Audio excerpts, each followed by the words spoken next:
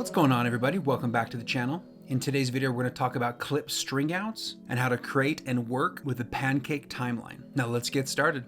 Enjoy watching these videos. You want to see more like it, please subscribe to the channel because I'm constantly creating new content. So let's start with the clip string outs. So you'll notice I have my main project here, which is in the project panel. I have a folder with a bunch of different clips, and then I have 3 different sequences. Sequence 1, sequence 2 black and white, and sequence 3 small. And you'll see that they're all inside of the timeline. Sequence 1, sequence 2 black and white, sequence 3 small, which all the clips are just shrunken. So we have these 3. And there's many different reasons you want multiple sequences within your project. Maybe one is a director's cut, or maybe one is an experiment or a different version, or like I have in this is all in black and white, or say I have a different visual where I want it to be a little more smaller. And these are all different clips inside here in different order. So after you've kind of built these sequences and say you want to move and add certain clips or sections of a certain sequence in another sequence, you could in theory grab this, cut it by doing Command C, or head up here to edit and go down to cut or copy, and then you could go over to the next sequence and then come over here, find another section, copy, paste. But that's kind of a pain, and then you're toggling back and forth between different sequences. One thing I love to do is create a pancake timeline. So we can grab this sequence here, and if you grab it, hold on to it as if you're going to move. You can move in different orders if you want, but I'm going to bring it down here, and you're going to see that you can place it in different sections. So I'm going to bring it down to the bottom, let it go. So now it's taken that second sequence and put it down at the same time. And you can do the same thing with the third one. Bring it down there. So now let me drag this up so we can have more room, of course. So now you have the 3 active sequences separately. So now say I wanted to bring some of this footage. I realized this black and white clip, say the ending, I wanted to add to my first. I can then grab it and just drag and bring it up and attach it. It still leaves it down here, it just adds another copy to my next sequence. As long as you have whichever sequence highlighted, it's what's going to show in the preview menu. So you can scan through and see, okay, this is the clip I want, grab it, drag it. Or if you want to look through this, it'll transition it. So anything that's highlighted will appear here in the program monitor. And that way you can see all the sequences at one time, mix and match and adjust as you go without going back and forth. It's a time saver for sure. Now let me re-put them back together.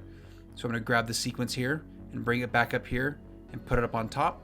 And then I'm going to grab the small sequence and bring it, put it back on top. And now they're different orders. You can move these back, so I can put sequence 1 over here, and now we're kind of in the same order. And then we'll just bring this back down to normal. Now another thing you can do when you work in the timeline, let me shorten this down, is if you just grab, say we close down these sequences. So now I just have the one sequence open, the first one. But say I want to work with the black and white in the same, if I drag it and drop it, it'll bring it over, but it's going to bring it as one nested clip. You're not going to have the individual scenes that I can pull and mix and match. You just have one chunk. So that's not what I'm wanting. I'm going to undo that.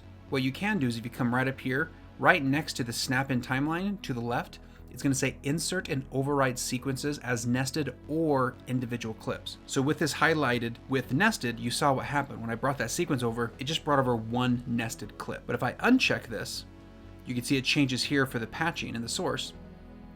If I drag and bring this over, now you can see that they're all the individual clips as it was with its own sequence. So then I can grab, mix and match and play around and rearrange however I want. And then if I re-click this and say I want to bring the third one over, it's going to bring in just one nested sequence. There's still all the different clips in there, but I can't just grab and separate them because it's nested in one. That's why this little thing is important to pay attention if it's unclicked or clicked, depending on what you're wanting to do. One thing I will say is if you bring this in and leave it nested, if you double click on it, it's going to reopen up the sequence in a separate window. So you still have access to the things inside the nest, but it goes back to the same problem. Now you have to go grab, copy and paste, go back to the next sequence, drop off, paste, it's just more complicated that way. Let me delete these. But one thing I do think is fantastic, like I said, is when you pancake, when you grab a sequence, bring it and drop it down. Now you're working with 2 separate sequences and you can just kind of drag and drop, do whatever you want, rearrange, readjust, mix down here, however you want to do it. Working in a pancake timeline is extremely efficient, especially when you have multiple sequences you're wanting to blend.